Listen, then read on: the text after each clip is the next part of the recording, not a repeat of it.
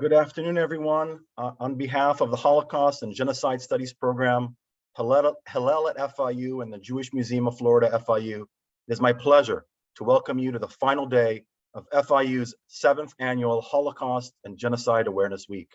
I am Shlomi Dinar, Associate Dean for Graduate Studies Innovation in the Stephen J. Green School of International and Public Affairs, and I'm pleased to be part of today's event, The New Anti-Semitism in Europe, Latin America, and the United States. Before I introduce our moderator, I would like to acknowledge and thank our co-sponsors, American Jewish Committee, Stephen J. Green School of International and Public Affairs, and the Ruth K. and Shepard Broad Distinguished Lecturer Series. We are grateful for your contributions to and participation in this event.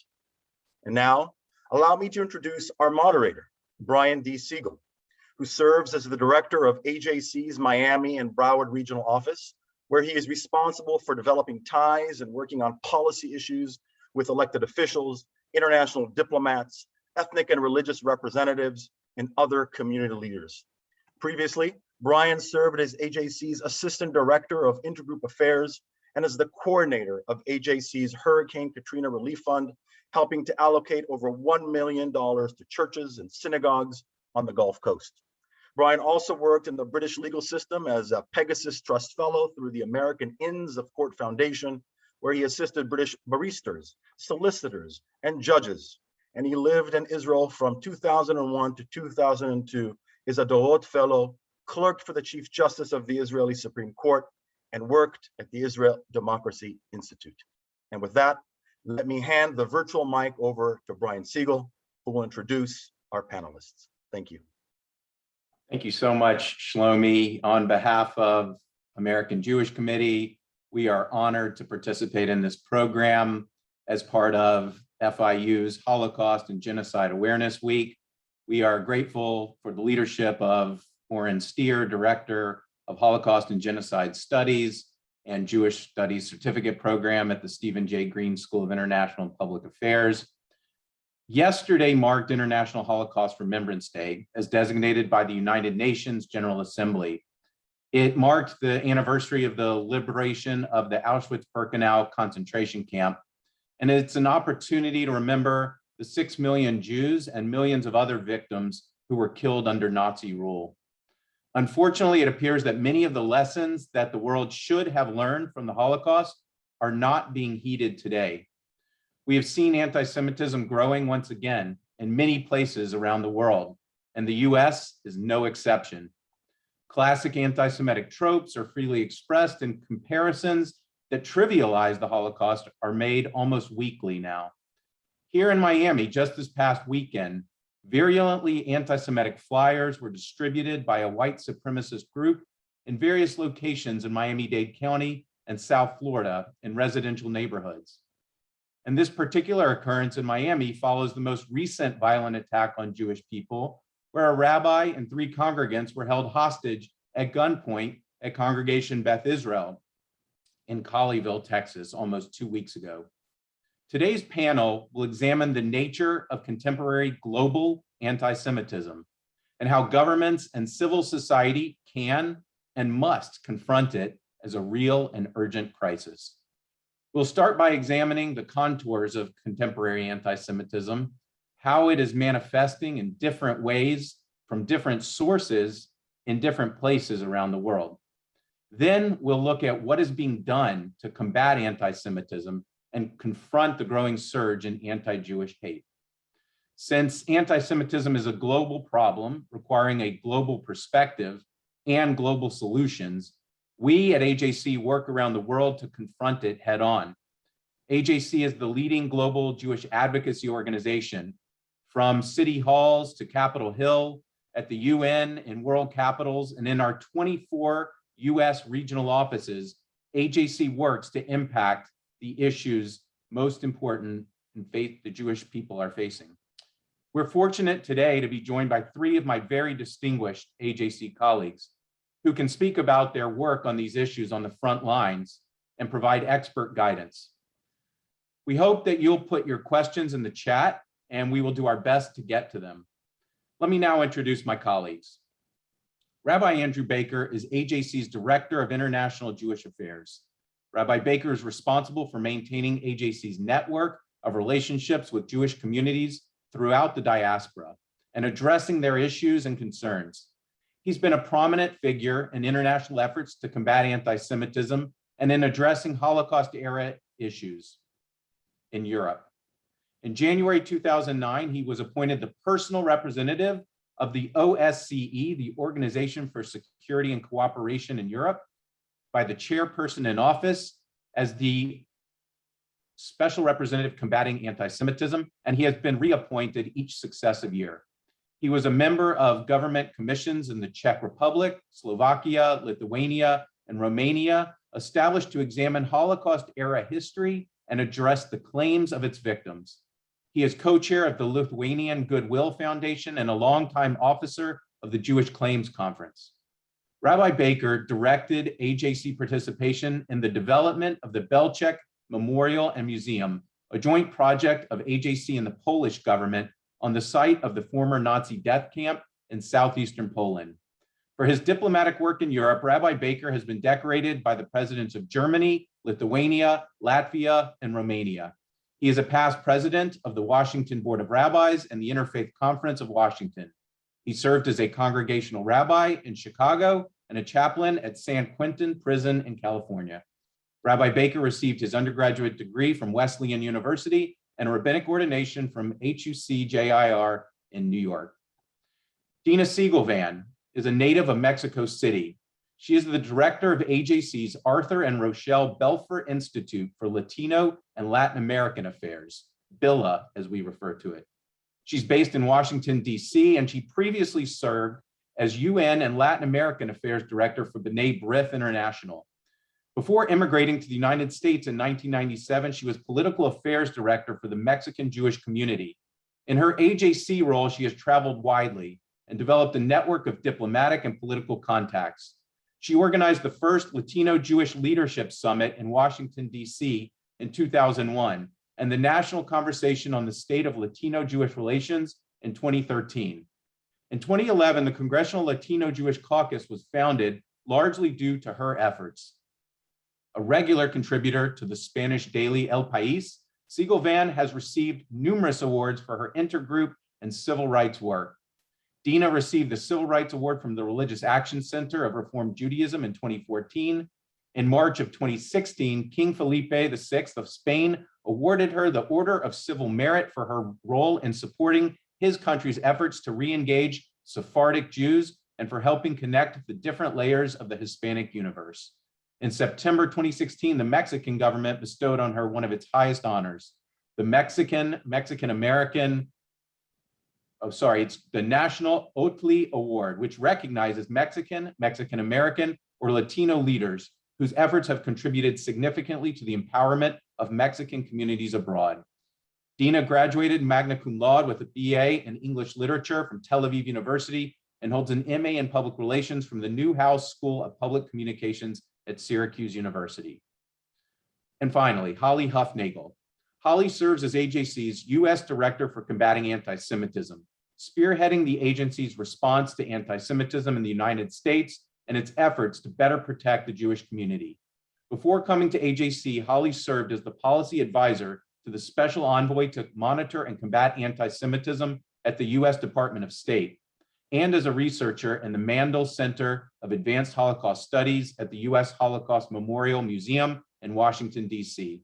She received her master's degree from Georgetown University, where she focused on 20th century Polish history and Jewish-Muslim relations before, during, and after the Holocaust. Most recently, she was a scholar in residence at Oxford University with the Institute for the Study of Global Anti-Semitism and Policy. To my colleagues, thank you so much for being here. It's an honor.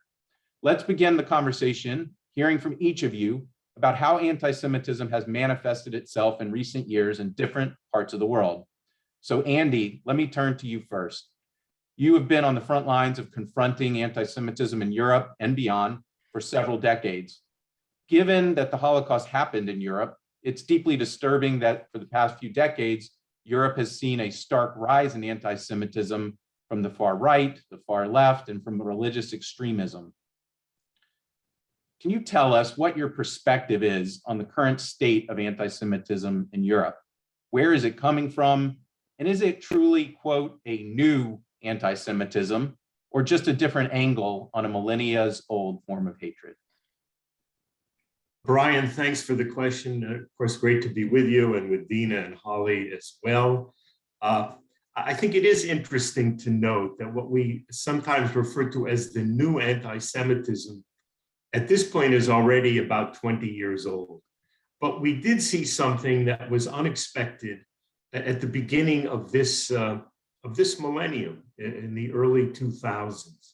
We saw it in Europe, and frankly, we were surprised because we saw it in Western Europe, really at a time when I think many observers, many Jewish leaders themselves thought anti-Semitism was, to a significant degree, receding into history. There was, however, a surge in anti-Semitic attacks on Jewish targets in France, in Belgium, in the Netherlands, in the UK.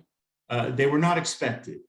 And at first, they were hard to identify, even on the part of the communities and certainly on the part of the governments, as being anti-Semitism. In large measure, they were related to attitudes regarding the state of Israel. This is really where the notion of a new anti-Semitism originated. Jews on the street were being targeted, but they were being targeted almost as surrogates for people who were angry at what they perceived as the misdeeds of the Jewish state. We saw as well in the rhetoric, in the kind of public discourse, a true attack, even a demonization of the state of Israel, questioning its legitimacy, declaring it a racist endeavor.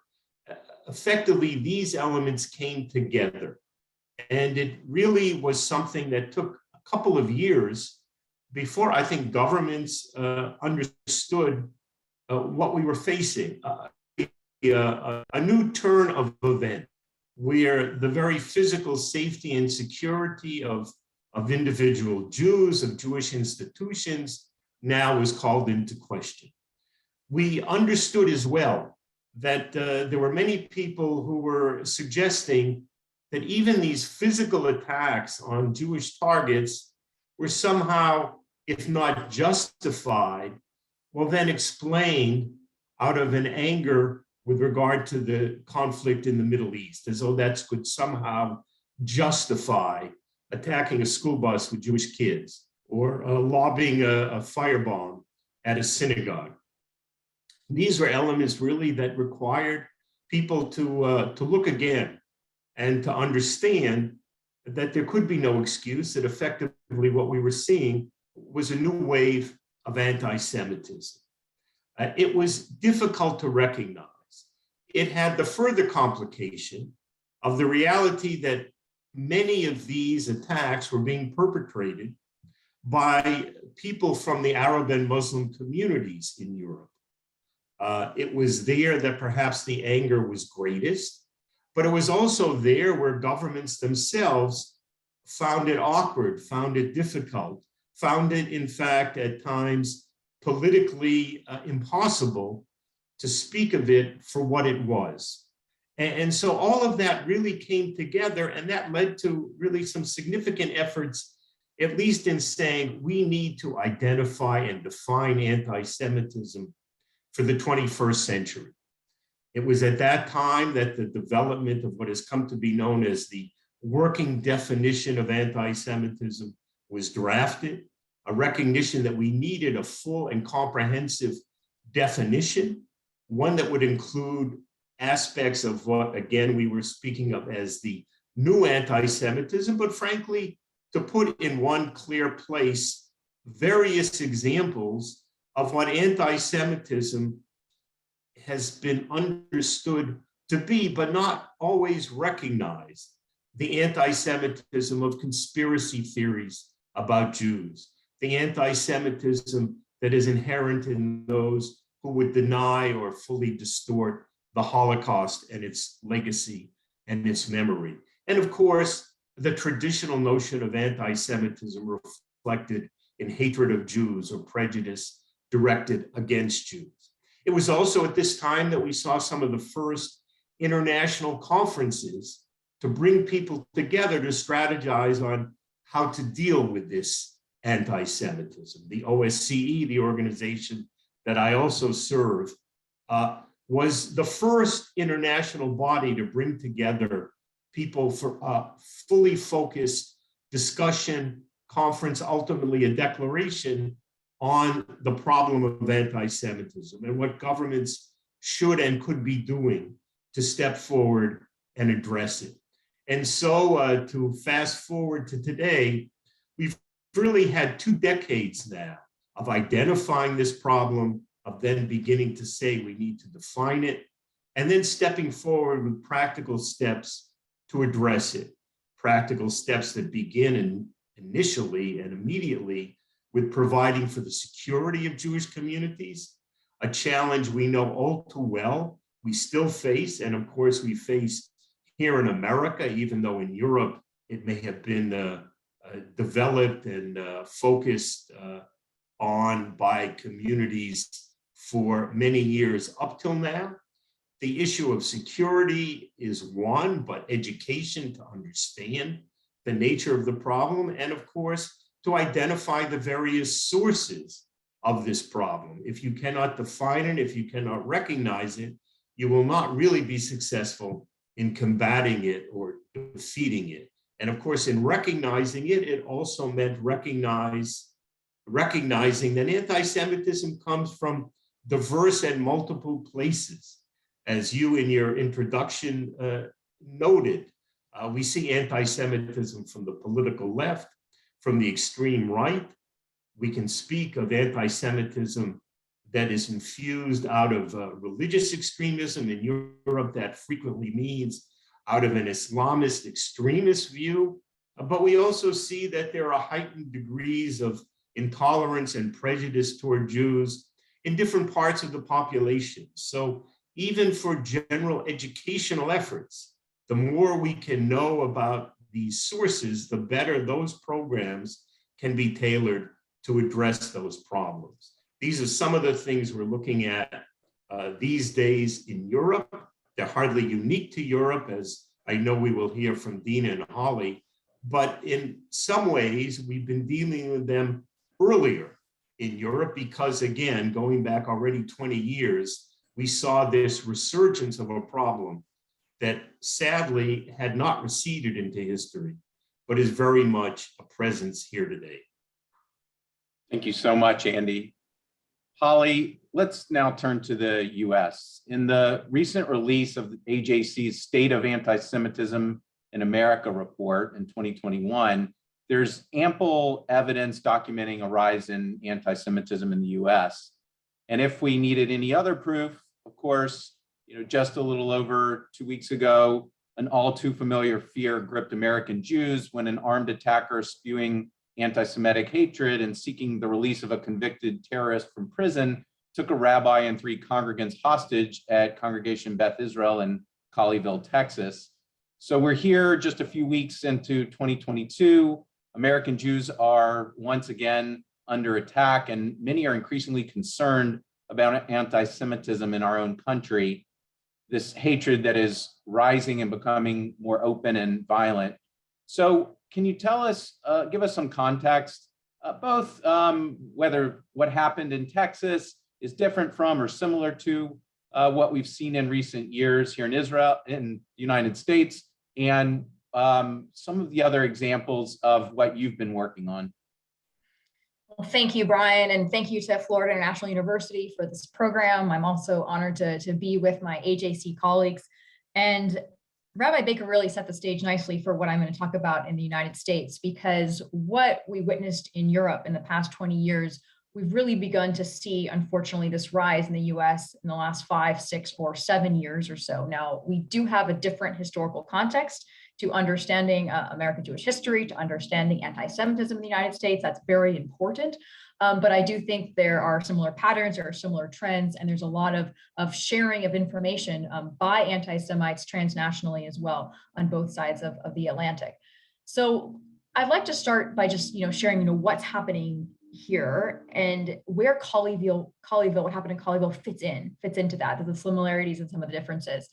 So in some ways, the recent attack in Colleyville is actually part of a unfortunately growing pattern in the United States. So we have seen anti-Semitism become more violent and more open here in recent years.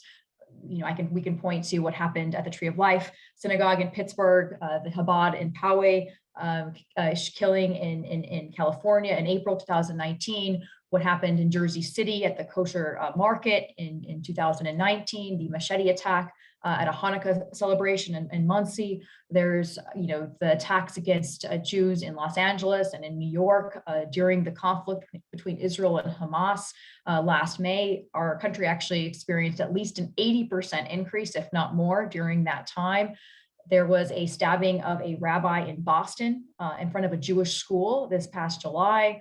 Continued attacks against visibly Jewish men, even children. This past week, there was Jewish children that were spat on in streets of New York.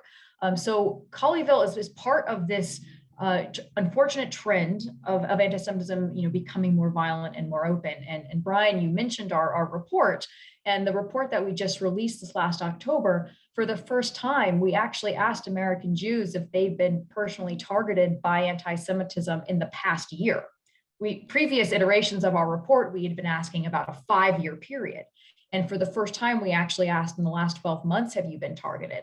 And we found that 1 in 4 said yes, they had, whether a verbal, in-person remark, attack online, or even a physical attack. That number was quite small, 2.6%, but still that was part of that equation. We also know that American Jews have changed their behavior out of fear of anti-Semitism in the past year. 39% self-reported to changing behavior, whether it's not going to a synagogue, whether it's not wearing a kippah or something that would make them identifiably Jewish. 25% actually have avoided posting things online that would identify them as Jews. And that number is even higher amongst young American Jews. 34% of young American Jews between the ages of 18 and 30 and 29 have not, have avoided posting something online, which is an increasing challenge actually as young American Jews experience anti-Semitism even differently, and what that means for the future of anti-Semitism. So that's, one similarity with Colleyville is part of this larger pattern. Colleyville is also part of a pattern of anti-Jewish conspiracy theories. And I'll explain, what I mean, because this is so important in how we understand anti-Semitism in the United States.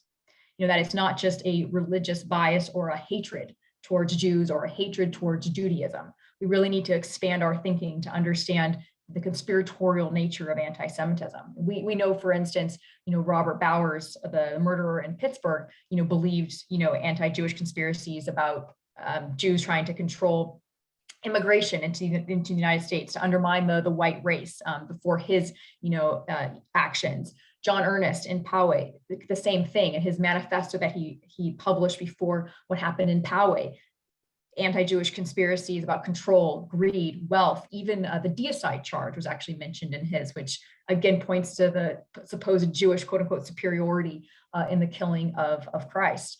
The rabbi that was stabbed in Boston also had said before the stabbing, Khalid Awad was his name, that all Jews are evil and control the world. So we see that conspiratorial thinking, and we saw that in Colleyville. When the perpetrator, why he chose that synagogue. It was chosen because it was the closest, Jewish institution to where Afia Siddiqui was held.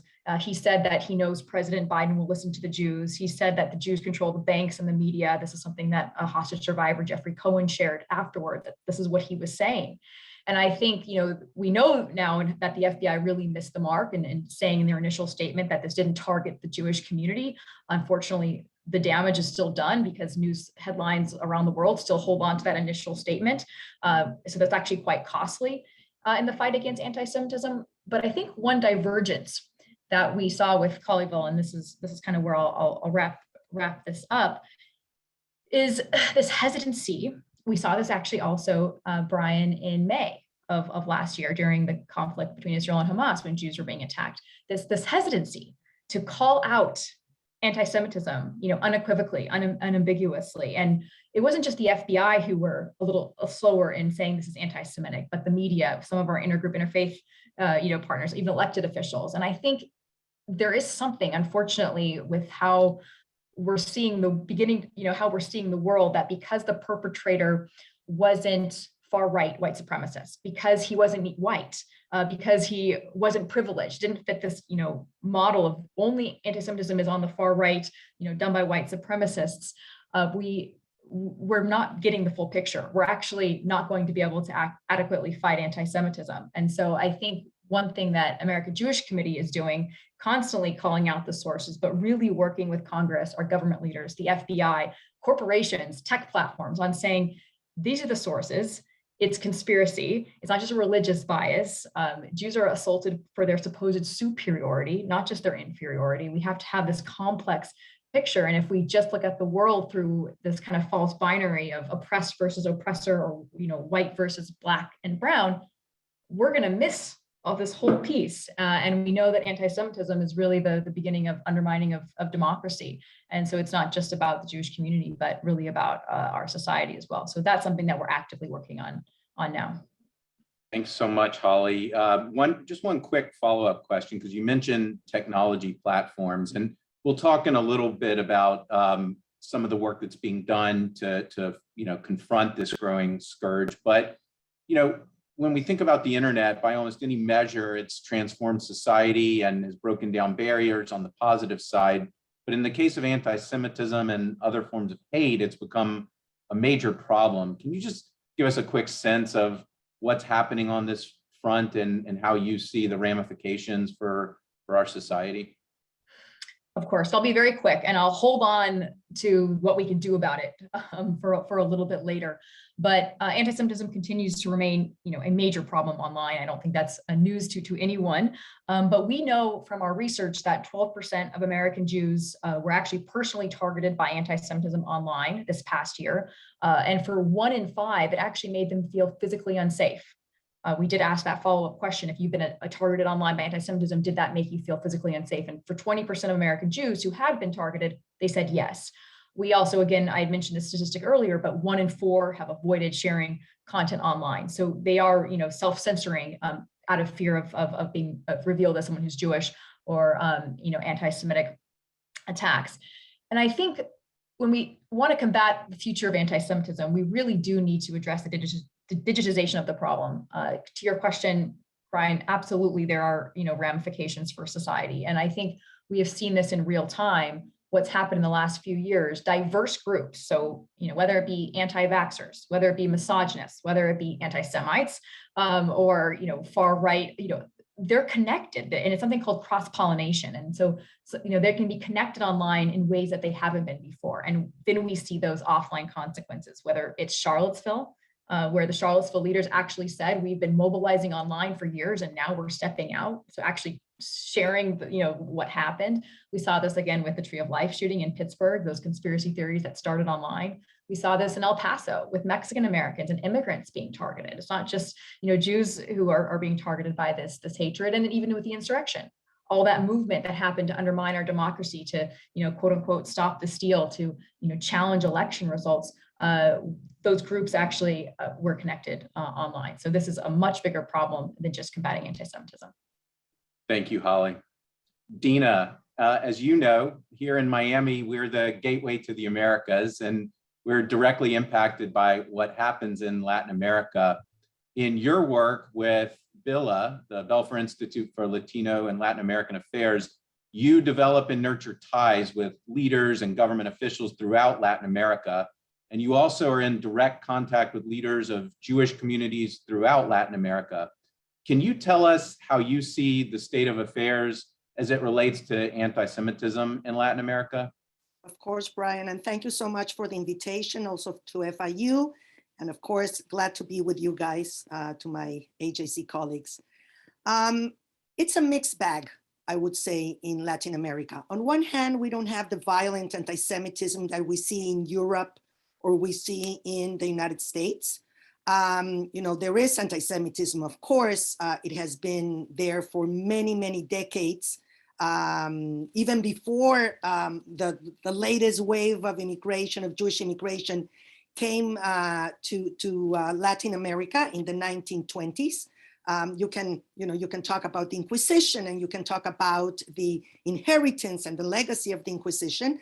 So it has been there. But today we see anti-Semitism that I would say is more anecdotal, meaning that it's not as organized as you see it elsewhere. That doesn't mean that there's no organized groups. I was just watching a documentary that spoke about neo-Nazis, or Nazis, they're not neo anymore, Nazis in the southern part of Brazil. And it's really, there's been this presence of Nazis in the southern part of Brazil for many, many years, but now they're becoming really strong, and they have connections, the transnational connection with many other groups around the world. So of course they're there. But I would say that, for the time being, we haven't seen violence against synagogues. We have seen vandalism here and there, but it's not in such a systematic way. Now, we have to remember that Latin America was the place where the worst anti-Semitic attack against a Jewish communal organization happened in 1994. The attack, the bombing against the AMIA Community Center, which resulted in 86 dead and 300 wounded. And that was after an attack against the Israeli embassy in 1992, also in Buenos Aires. So, the violence, violence coming from foreign sources, in this case, it was Iran and Hezbollah, but it was there, and it was possible in Argentina for a reason. It didn't happen anywhere else, but it happened in Argentina for a reason. That had also had some experience with anti-Semitism coming from the church and from the military and the right wing for a long time. So I would say that, again, it's a mixed bag, because we're lagging behind, and I hope we keep on lagging behind to the US and Europe. Thankfully, there's a lot of experiences and a lot of instruments that have been developed by around the globe to fight anti-Semitism that can be applied also in Latin America to prevent this from happening, to prevent this violence. The Jewish communities, all of them, I want to remind maybe our audience that we are talking about 500,000 Jews in Latin America that go, you have very large communities like in Argentina, where you have 250,000 Jews. Then you have Brazil, where you have 120,000, and Mexico, which has 40,000. Those are the third largest. And then you have tiny communities, but the communities are very well placed, and they are very, very influential and very active in their countries of origin. And at a time when democracy is being eroded in a region, we're seeing it all over, but Latin America particularly is experiencing an erosion of democracy. Anti-Semitism can definitely be an expression, and Jews can really be scapegoated. So this is something that the Jewish communities, together with organizations, with AJC, particularly with organizations like ours, are doing to make governments and civil societies in the region aware that they have to call anti-Semitism by its name, loud and clear, and to do everything within their power to counteract those types of expressions. I'm going to stop there, and then we can talk about what is being done, particularly because I know that that's something that you want to Perfect. Okay.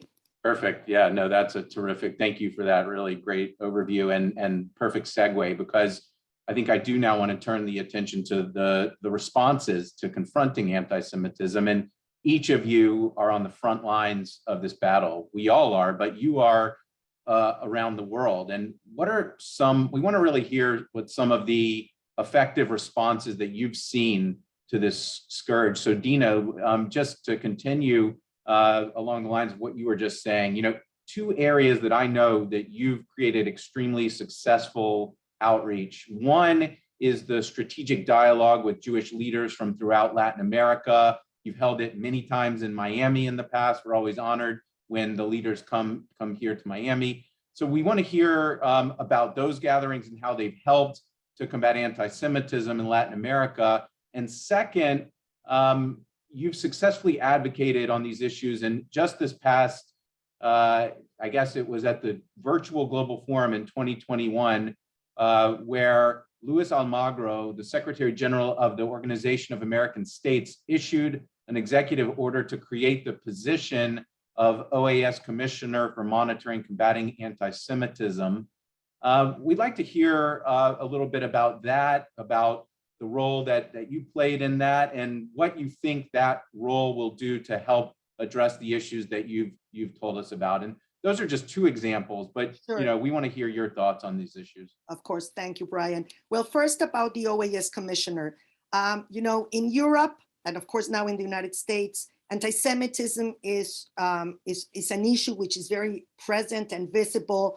And even though it took 20 years or maybe a little bit less, but there's the European Commission and others, the OSCE created representatives to monitor and combat anti-Semitism. I mean, at the end of the day, the Holocaust happened in Europe, so and anti-Semitism is ingrained. So the issue is front and center for European societies. In the United States now, because we're seeing this for a long time, of course, it's having a commissioner to monitor and combat anti-Semitism, even though she's more focused, let's say, abroad, but the US wants to play a very important role in combating and monitoring this phenomenon.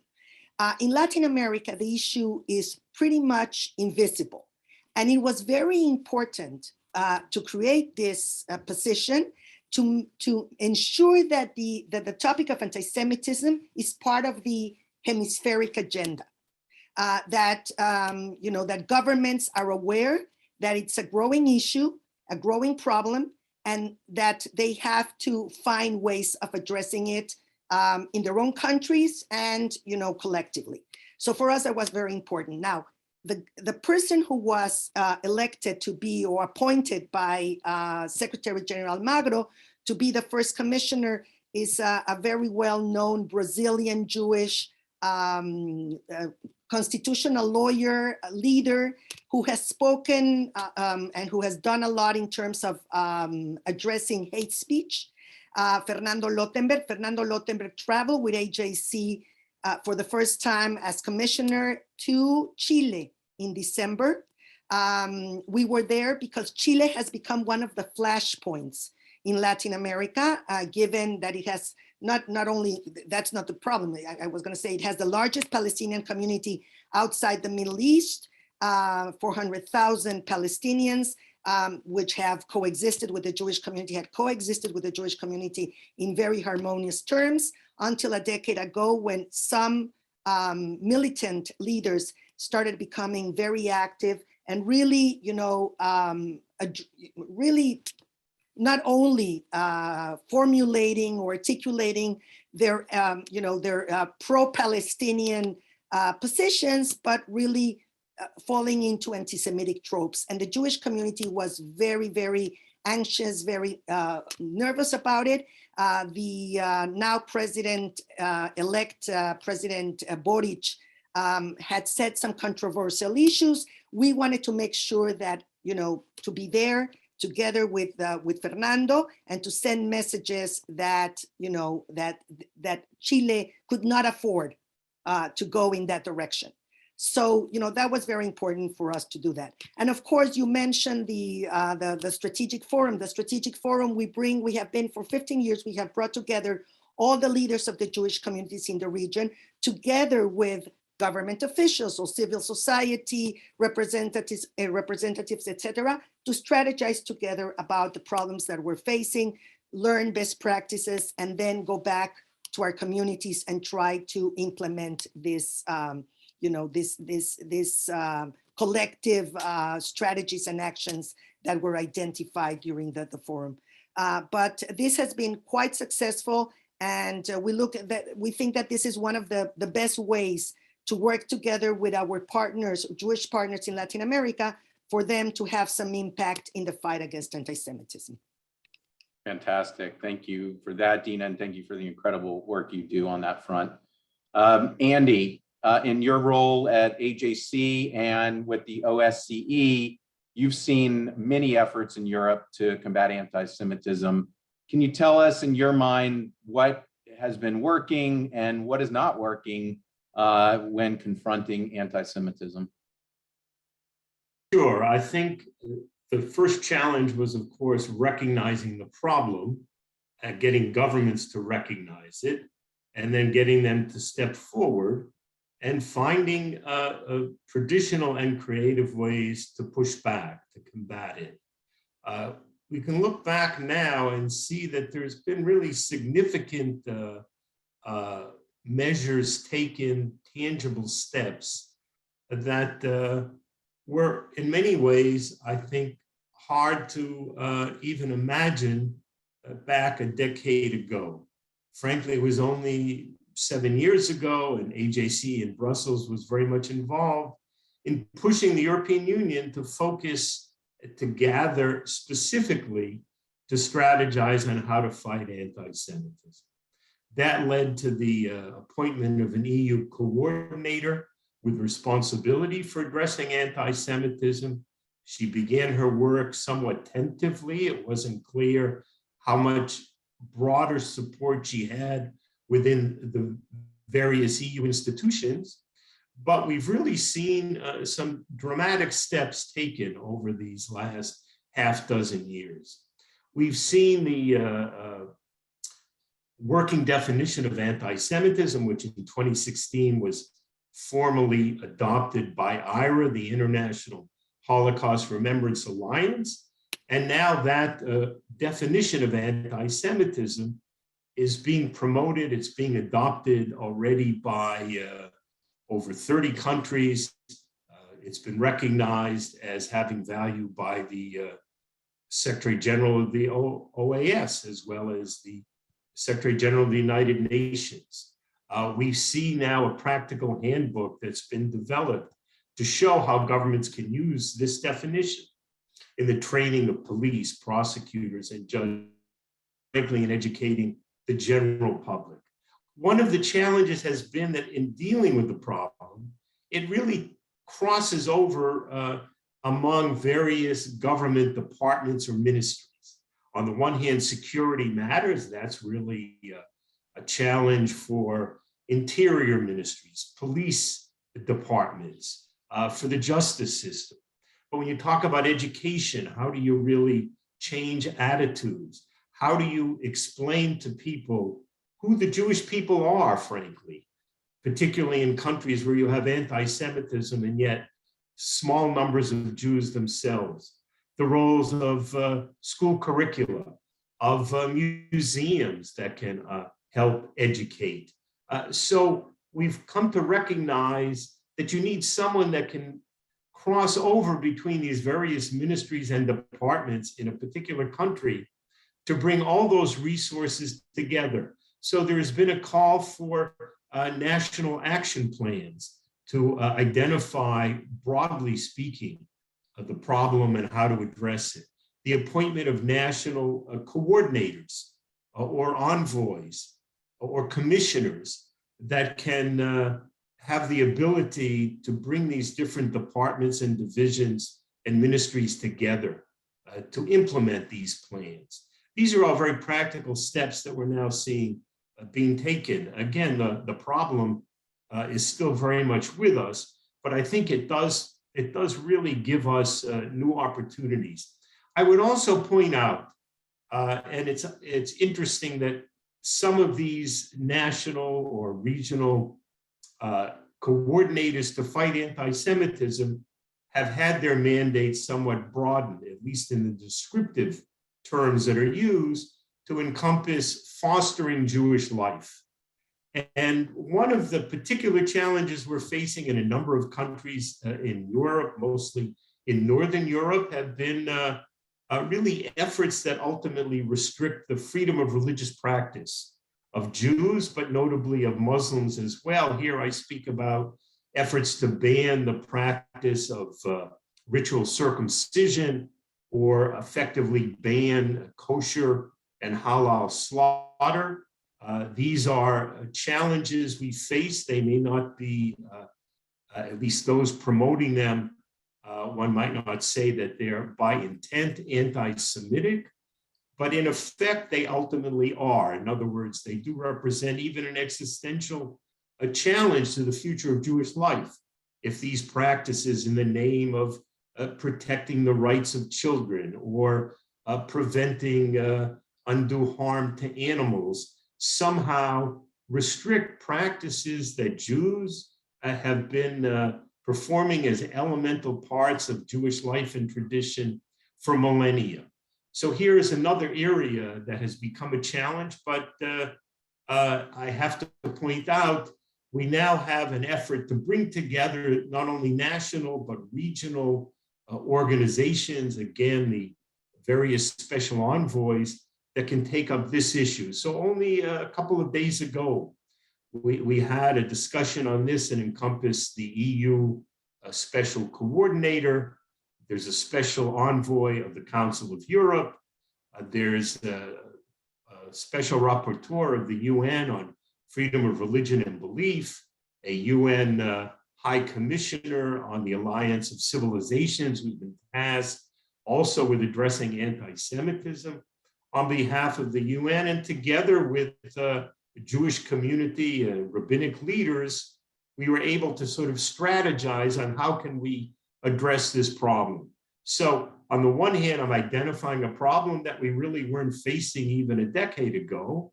That certainly, in looking at it, one might say things moving in a negative direction.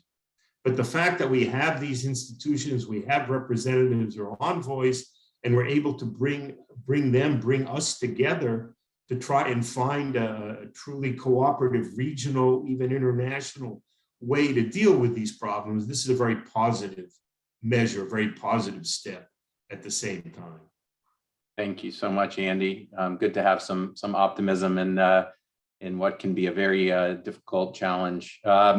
So Holly, we're going to turn to you next. I do, Oren, after we hear from Holly, we'll maybe turn to see if there's any questions from our audience. But Holly, first, you described earlier some of the unique manifestations and forms of anti-Semitism that we're seeing in the United States. And you've been, since you came into your position, and even before when you were at the State Department, you've been laser focused on these issues. What are some of the strategies that you think work, and what are some of the strategies you're actually using to combat the growing anti-Semitism?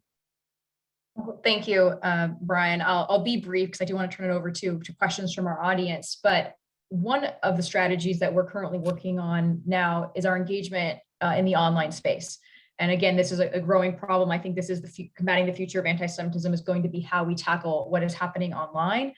And I think in this space, we are developing kind of a three-pronged approach to this challenge. And there are, we're not doing this alone. American Jewish Committee is not doing this alone. There's many involved in this space, and that's really important. Actually, a best practice in general in this fight against anti-Semitism is coalition building.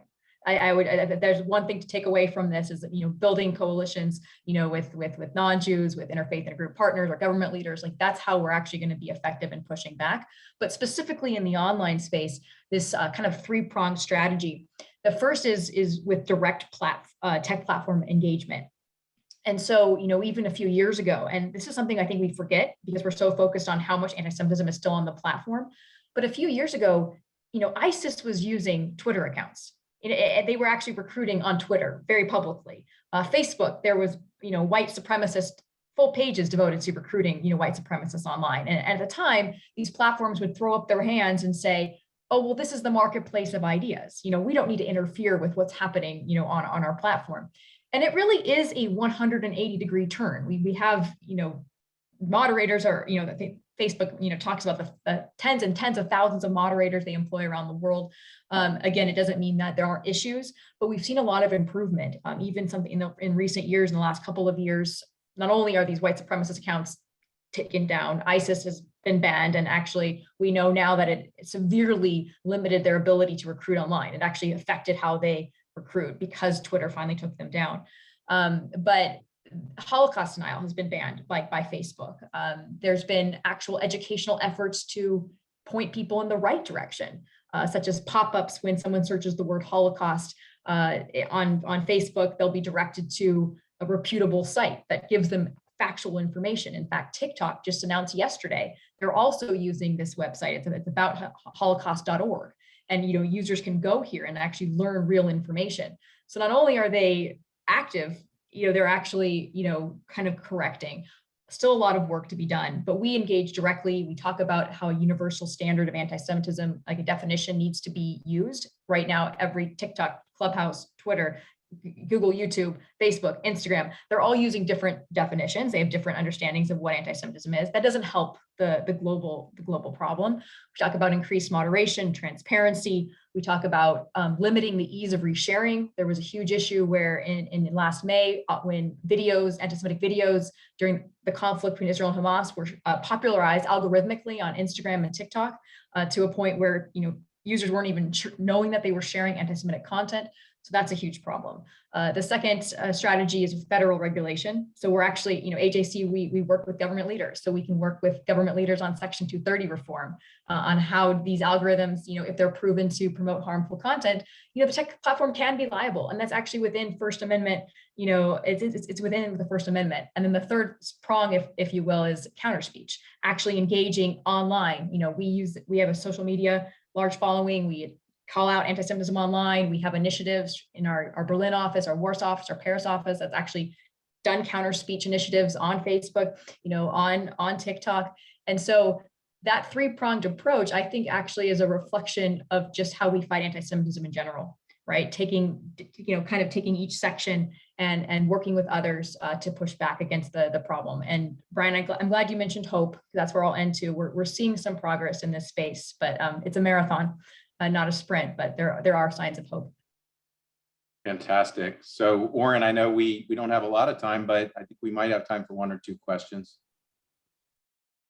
Yeah, thanks, Brian. I'm very happy to try to field a couple of questions. So one question has been addressed in part already, which is the issue of Islamic anti-Semitic violence. But I want to take the questioner's idea and just kind of expand it a little bit and ask if anybody in the panel will speak to the broader issue of whether that is a taboo issue. Is it taboo? Is it a forbidden topic to discuss Muslim anti-Semitism?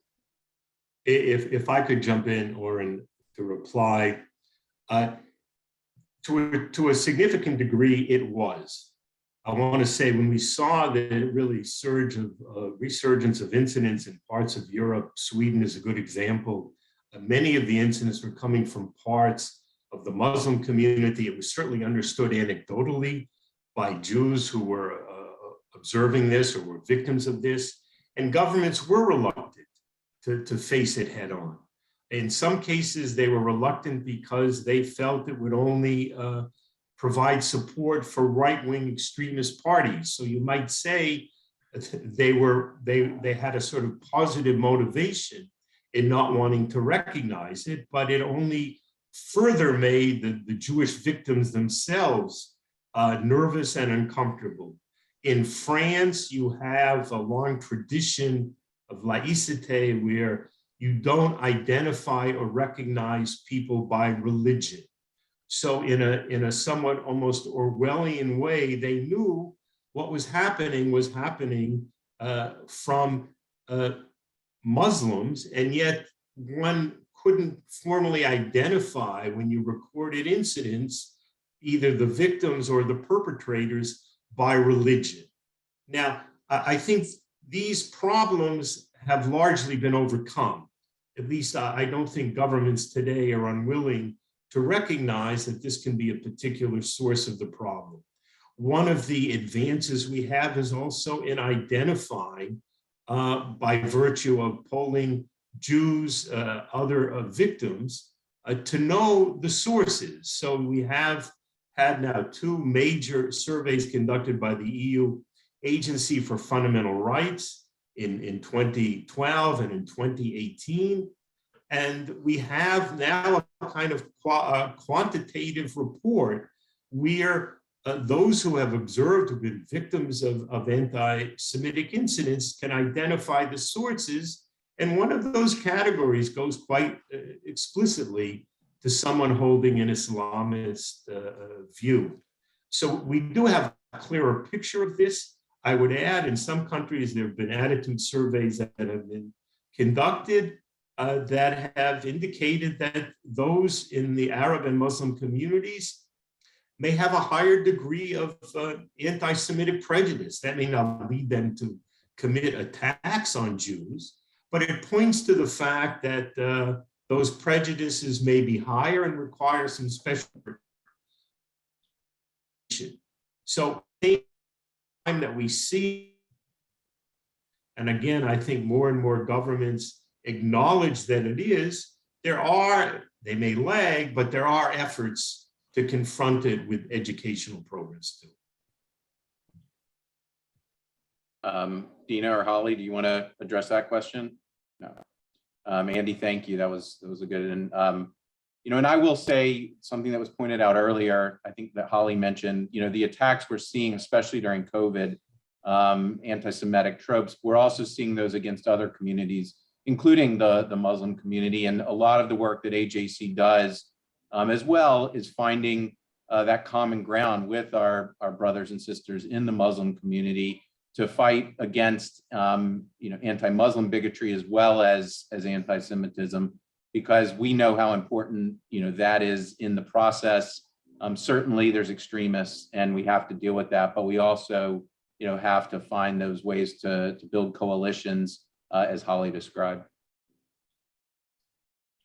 Terrific. Thank you so much. So I'd like to try to get in two more questions. One comes from a colleague of ours. I'm just going to modify it a little bit, but he's reminded of the situation of Jews in pre-war Germany who didn't leave because they believed it can't happen here. Given that we're at the end of our annual Holocaust and Genocide Awareness Week, it looms very, very large in our mind. Do we risk making the same mistake? Is it time to think about leaving our heads in the sand? Is it getting better? Is it getting worse? Can it happen wherever here is? First of all, I think one might ask, if you're going to leave, where are you going to go? I think we need to look to another planet, because we're not going to avoid anti-Semitism. It's everywhere. And yet there are so many efforts to tamp it down or to fight it or combat it. And I think there's a particular irony, particularly on this week with International Holocaust Remembrance Day. One of the fastest growing Jewish communities in Europe over this last decade has been the Jewish community in Germany. Who could have imagined that the very place where the Holocaust was planned and executed has now become one of the most hospitable places, not that it's free of anti-Semitism, but one of the most hospitable places for present-day Jewish life. So as much as those events in history should be, I agree with this questioner, a warning to all of us, I think that there's still many steps that can be taken that very much change the environment and can change it in a way that's very conducive to Jewish life and survival.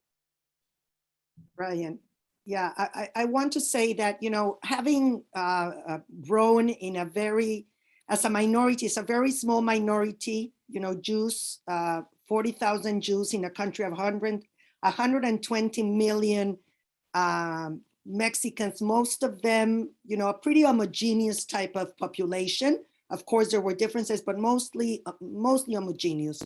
We experienced anti-Semitism, and I think that has been the experience in Latin America, where you have very small minorities that really stand out and are all the time, trying to navigate, their sense of belonging to those countries, all kinds of questionings, etc. Having come to the United States, having a completely different perspective, a community that is, we call it the most successful community ever in the history of the Jewish people, which I think it is without any doubt, which is now experiencing those types or very similar questions or situations to the ones we experience. And I think that we cannot compare, absolutely, there's no comparison between, pre-World War II, what was going on. I mean, there's so many things that are different, starting by having a state of Israel, but also I think that even in the United States, I mean, we have so many coalition partners that are aware of anti-Semitism, that are at our side, that we are at their side too when they need it. We understand what's at stake. I don't think it's the same thing, but I was just thinking, that an example, something that, brings up for me, how far we've come, is the fact that in Mexico City, which is the largest the largest community, almost one of the largest cities, capital cities in the world, you have a Jewish mayor. Her name is Claudia Sheinbaum. And nobody up to now, and she might be the next president of Mexico, mind you. She's the candidate. She's one of the strong candidates to be the next president of Mexico. Nobody so far, at least publicly, has questioned the fact that she's Jewish. I think for me, that is, a shining example, or that, of how much Jews have advanced, notwithstanding all the problems we have.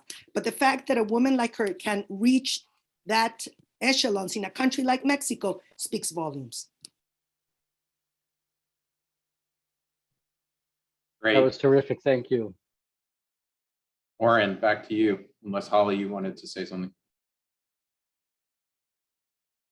Lauren, please. I know we're at time. So Holly, you might actually be the one who wants to jump in on this last one. Sure. I really want to combine a couple of things together, because I read somewhere recently that all of the talk about the algorithms within social media being kind of the enemy, right, being the problem that's feeding hatred directly into the phones of individuals all over the world. I heard a report that said it's not that that's not a problem, but a bigger problem is actually friends and family who promote individual hate-filled, erroneous, incorrect misinformation. And so that leads me to asking a final question of each of the panelists, which is what is the role of the individual, right? What is one thing that one person can do to combat anti-Semitism in the 21st century? I mean, I think it's going to be making sure you're sharing factual, information. I mean, that sounds simple, but I think when we see this problem and we see that how it's rising, I think it can be frightening actually for an individual. So what can I actually do? How can I actually make a difference? But if everyone asks that and no one does anything, then we're going to still be here with this problem. We know that 46% of American Jews believe that anti-Semitism is taken less seriously than other forms of bigotry and hatred. So for individuals, for Jews, but especially for non-Jews, because it's really up to non-Jews to solve this problem. It shouldn't be up to the hated to be responsible for it. Learning how to recognize it, learning what it is, being able to be that advocate for the Jewish community, and questioning family or friends who might say something anti-Semitic, calling out mis and disinformation, not sharing things, taking that step. And one advice I'd have for our listeners is ajc.org. We have a resource called Translate Hate. It's actually been translated into Spanish thanks to the efforts of Dina and her team, which actually will show visually what anti-Semitism can look like, and that material can be shared with friends and family. If I were to answer your question, Oren, I would say, and it's a particular note, considering this week of Holocaust remembrance, don't be a bystander. I think really what we saw that contributed to the murder of 6 million Jews was not only the persecution of the Nazis, but it really was that so many people could look away or think, we'll leave this to someone else. So I think we all need to know when something happens, when we see something, when we hear something, we need to do something. We need to act. So don't be a bystander. That's what I would say to the individual today when confronting or observing anti-Semitism. I want to thank our panelists. I would only add, from the Jewish community, one of the messages we've been sending is we have to be proud. We have to be proud of who we are, not shy away from the community that we love and from expressing our identity, and work with our friends and partners in other communities, realizing that to have a friend, you have to be a friend, as our CEO, David Harris, likes to say. And each of our panelists here really model that in the work that they do to build relationships. It's what AJC really is in our DNA and what we're about. So it's about being, as Andy said, not bystanders, but proactive in terms of building relationships and sharing the challenges we face as a community, listening to other communities and the challenges that they face, and finding that common ground to stand together against hate. And certainly at FIU, you've been such an incredible partner and leader in this, Oren, and all of your colleagues, and we've been really grateful to be able to partner.